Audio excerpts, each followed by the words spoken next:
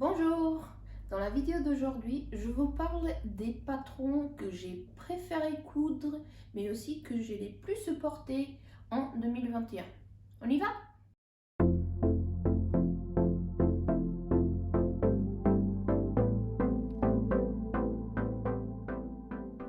Je me présente, je suis Anna, une couturière avec un peu d'expérience. Dans cette chaîne, je vous parle majoritairement de couture et surtout de couture grande taille.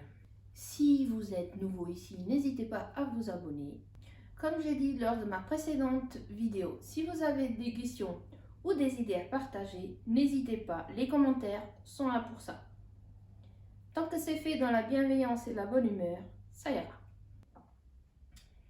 Petit cappuccino parce que dehors fait pas chaud. En météo, c'est moche. Voilà, c'est fait. Qu'est-ce que je porte aujourd'hui? Justement, ça fait partie des patrons que j'ai aimé le plus coudre et que j'ai définitivement le plus porté. En haut, le pull Aster de la maison Victor. Et en bas, vous voyez pas forcément, ça va couper probablement une bonne partie de ma personne. Un pantalon que vous avez déjà vu, le pantalon Karen de Munassu. On va parler de ces deux patrons justement. À chaque fois, je vous mettrai des illustrations des patrons avec des photos ou des petites vidéos qui accompagneront pour mieux voir le tombé de chaque pièce. En sachant que je n'ai pas filmé ou pris en photo toutes les pièces que j'ai pu coudre parce que il y en a un certain nombre. Mais avant de passer au patron, voici la petite liste que j'avais fait en début d'année dernière avec mes besoins ou envies.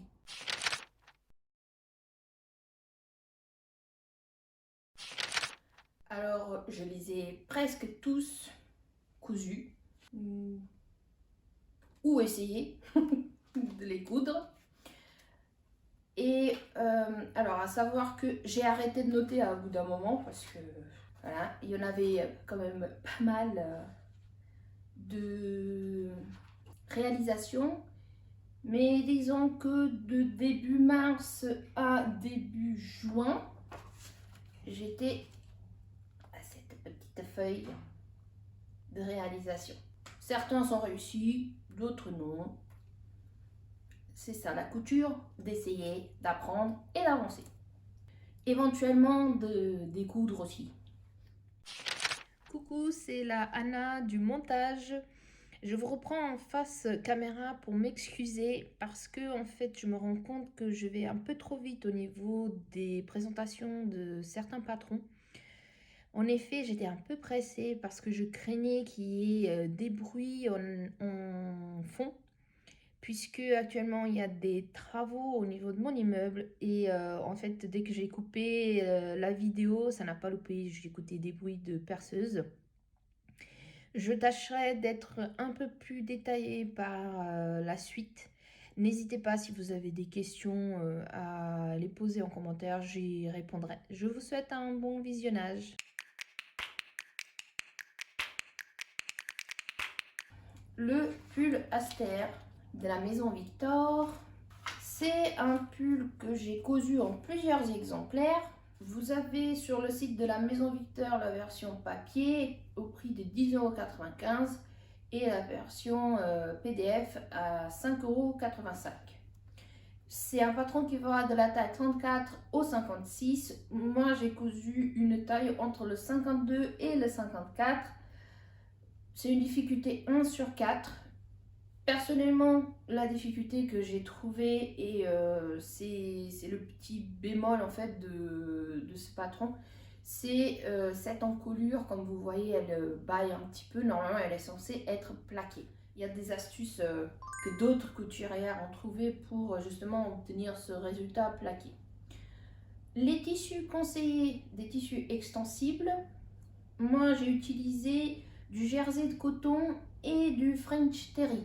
Alors, l'autre bémol de ce patron, c'est que selon l'extensibilité du tissu que vous avez choisi, vous allez obtenir des résultats plus ou moins proches du corps. J'ai utilisé deux French terry différents, un provenant de Dries&Stoffen, c'est celui-ci, un autre provenant du site de la boutique en ligne by Louisa ou Mademoiselle Louisa, et j'ai pas obtenu le même résultat. Les marges ne sont pas incluses dans ce patron et en plus elles ne sont pas les mêmes de partout, mais c'est indiqué dans votre dossier qui vous est envoyé avec le patron. Les solutions que j'ai pu trouver et faites par d'autres couturières, c'est que en fait, plutôt que de couper une encolure dos et une encolure devant, elle coupe deux encolures dos et donc une de ces encolures, elle les met devant et apparemment ça plaque plus. Je dis apparemment parce que j'ai pas encore essayé. Alors ici, vous avez une encolure bateau. Selon ce qu'ils conseillent en bord de côte, j'ai utilisé du jersey de coton aussi pour la faire et ça change pas au résultat, ça tombe bien, c'est adapté.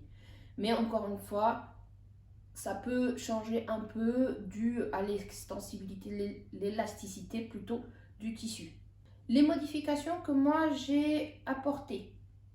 J'ai rallongé le buste de 8 cm comme d'habitude. Je rallonge presque automatiquement. Si pas, donc 8 cm si je mets pas une bande de finition, en fait au niveau du bas du vêtement, et 5 cm si je rajoute une bande de finition, genre bord côte. J'ai aussi rallongé les manches, puisque là j'ai des manches longues.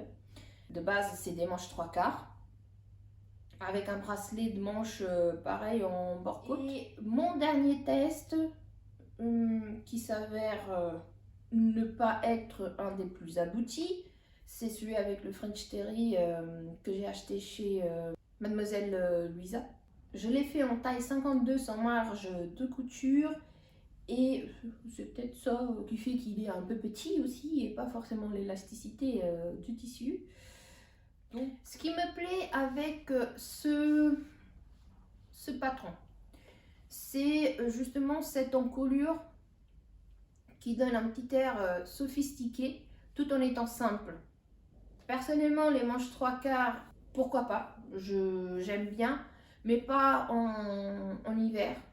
Et moi, je voulais des versions que je puisse porter en automne, hiver. Donc c'est pour ça que j'ai choisi de rallonger les manches. Le patron est très bien expliqué. Vous avez des illustrations et du texte pour vous accompagner. On passe au prochain patron. Donc c'est un patron que vous avez déjà vu dans ma vidéo précédente, le pantalon Karen de Mounassu. C'est un pantalon que j'ai découvert à travers la chaîne de Anaïs Couterev. Coucou si tu passes par là. La description faite par le site est un pantalon à poche italienne, saillant au niveau du bassin et large au niveau des jambes. Taille mi-haute, élastiquée uniquement dans le dos. C'est un pantalon qui arrive au-dessus de la cheville puisque c'est un 7/8e avec des passants et une ceinture à nouer. J'ai fait plein de modifications par rapport à cette description.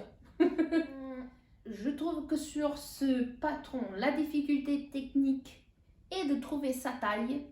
Le plus de ce patron est son style versatile. C'est un pantalon que vous pouvez porter aussi bien pour des occasions un peu plus détentes, mais aussi pour des occasions qui demandent une tenue un peu plus habillée.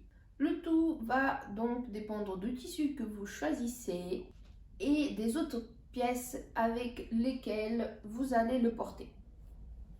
Notamment des baskets, le plus souvent c'est ce que moi je fais, ou alors des talons. Le prix de ce patron, j'ai acheté la version PDF directement sur le site de Moonasue au prix de 11 €. C'est une difficulté 2 sur 5. Les tailles du patron vont du 34 au 58 sur la version PDF. J'ai réalisé une taille 56 avec, donc comme je vous disais, des modifications. Le métrage conseillé pour un tissu ironless de 1,40 m est de 2,80 m. Le type de tissu conseillé, c'est des tissus avec un tombé fluide, notamment viscose, tuile, tencel, soie, polyester ou gabardine avec viscose. J'ai personnellement fait des versions en gabardine, en coton, en tencel, en jean, en tuile de coton et en double crêpe. J'en ai plein. Les marges dans ce patron sont incluses et elles sont de 1 cm. Les modifications que j'ai apportées à ce patron, de mon point de vue, je l'ai simplifié au maximum. J'étais entre deux tailles. Il est conseillé de prendre, quand c'est comme ça, la taille la plus grande. Ce que j'ai fait, et plutôt que de coudre avec 1 cm de marge de couture, j'ai cousu à 1 cm et demi. J'ai rallongé le pantalon de 11 cm puisque je voulais pas d'un pantalon 7/8e, je voulais un pantalon qui va jusqu'en bas. J'ai creusé la fourche devant de 0,5 cm. L'élastique conseillé pour ma taille n'est pas du tout celui que j'ai utilisé. Je suis à peu près à 42 cm d'élastique au niveau du dos. Les passants pour moi sont indispensables, en sachant que de plus, j'ai retiré la ceinture à nouer. Pour moi, je vois cette ceinture plutôt comme un rajout de volume, là où j'ai pas envie qu'il y en ait forcément. Justement, l'intérêt aussi de ce pantalon sur le devant, c'est qu'il n'y a pas de fronce, il est lisse. J'ai fait un ourlet simple rentré de 1 cm et dans ma dernière version, celle que je porte aujourd'hui, j'ai ajouté des poches au dos. Donc ce pantalon que je porte, c'est un coton brossé qui provient de Pretty Mercery. Je vous mettrai le lien en description. Il est toujours disponible et il est en solde à l'heure actuelle. J'ai une autre version de pantalon que je vous mettrai en photo en double crêpe que j'ai acheté chez Sotissu. Ces deux versions, c'est mes versions préférées. Par le tombé, par la couleur, parce que ça, c'est des couleurs claires, elles se marient avec tout. Malgré que j'ai des versions en jean, je sais pas, l'hiver j'aime bien avoir quelque chose de clair. C'est déjà assez gris. Alors autant apporter un peu de clarté, un peu de gaieté, de couleur.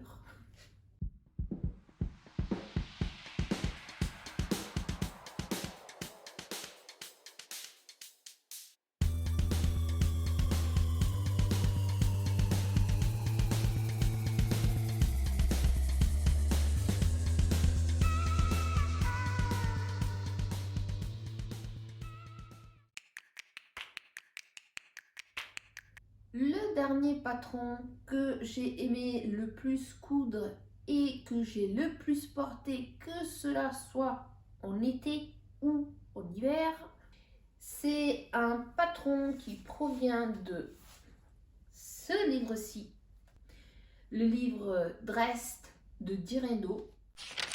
Remoi. Par rapport au livre Dressed, il y a Audrey de la chaîne Audrey V, je vous mettrai le lien en barre de description, qui a fait toute une série qui présente en fait ce livre ainsi que les patrons. N'hésitez pas à aller regarder ces vidéos. A plus. Je vais vous parler du chemisier. Donc ce livre, le prix est de 28 € et dedans vous avez 9 patrons. Les planches patrons sont à télécharger avec un code qui est contenu dans le livre et que donc vous devez imprimer, soit en feuille A4, enfin en version A4, soit en planche A0, ce que moi j'ai fait. Donc ça rajoute un petit coup au niveau des patrons Néanmoins, la planche à zéro, c'est bien. Je passe beaucoup de temps à coller, couper. Je suis team qui va vite. Si je peux m'économiser du temps, je le ferai. Le prix de revient pour chaque patron est de 3,11 €. Les tailles des patrons vont du 34 au 52, ce que moi je déplore, puisque j'ai réalisé des chemisiers en taille 54 et en taille 56, en dépendant du tissu que j'utilise. Si c'est un tissu maille extensible, plutôt 54. Si c'est un tissu chaîne et trame, je vais m'orienter sur le 56. À savoir que le tissu conseillé pour ce patron, c'est du chaîne et trame. Donc vous voyez que, encore une fois, j'ai sorti de ce qui est conseillé. Le métrage de tissu conseillé est entre 1,40 m et 1,50 m selon les versions choisies pour un tissu d'une laise d'1,50 m. Pourquoi je parle selon les versions choisies? Puisque en fait vous avez deux versions, une manche courte et une manche 3/4. Les tissus donc conseillés, c'est du chaîne et trame souple, léger ou très léger, comme le coton, le lin, la viscose, le lyocell, la soie ou la laine.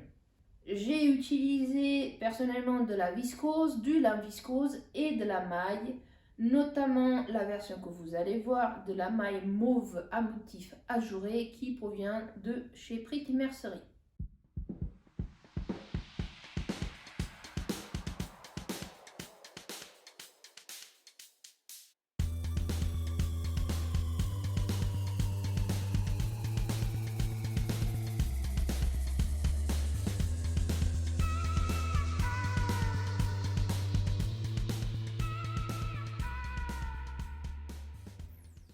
Les marges sont incluses et elles sont de 1,5 cm. Les modifications que j'ai pu apporter ou que je vais apporter pour les versions chaîne et trame, je trouve qu'elles sont un petit peu trop décolletées. Donc je prévois de remonter le décolleté, donc il faut que je modifie le devant et la parmenture devant, puisque c'est un patron qui a une parmenture.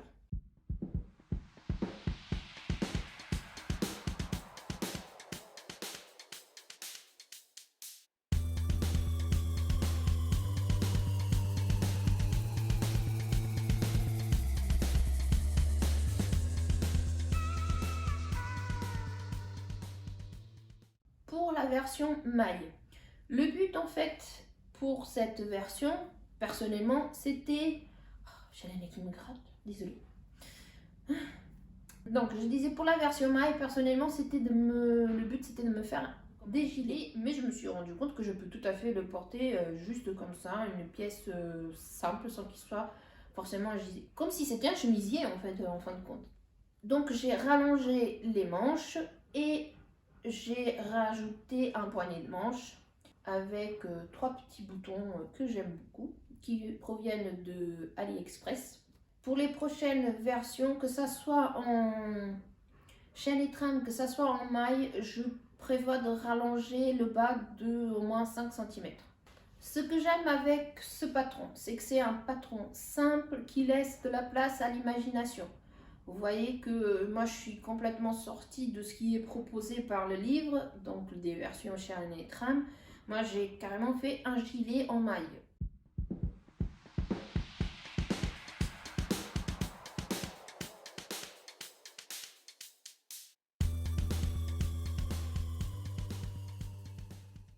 Si on reste sur la version qui est conseillée sur le livre, personnellement ce que moi j'ai imaginé, c'est par exemple de rajouter soit une petite poche sur un des devants, ce qui donnerait vraiment cet air de chemisette plutôt que de chemisier.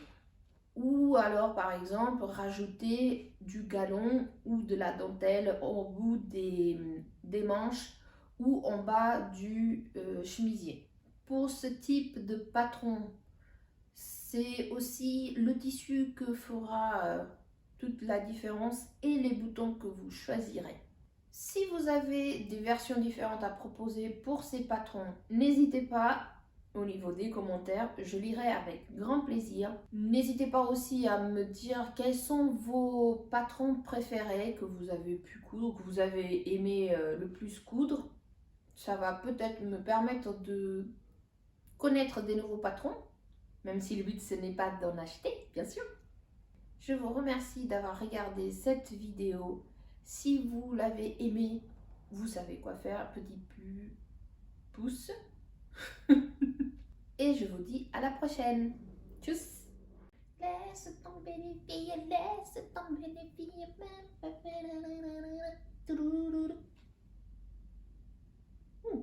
Le bricolage n'est pas fini à côté.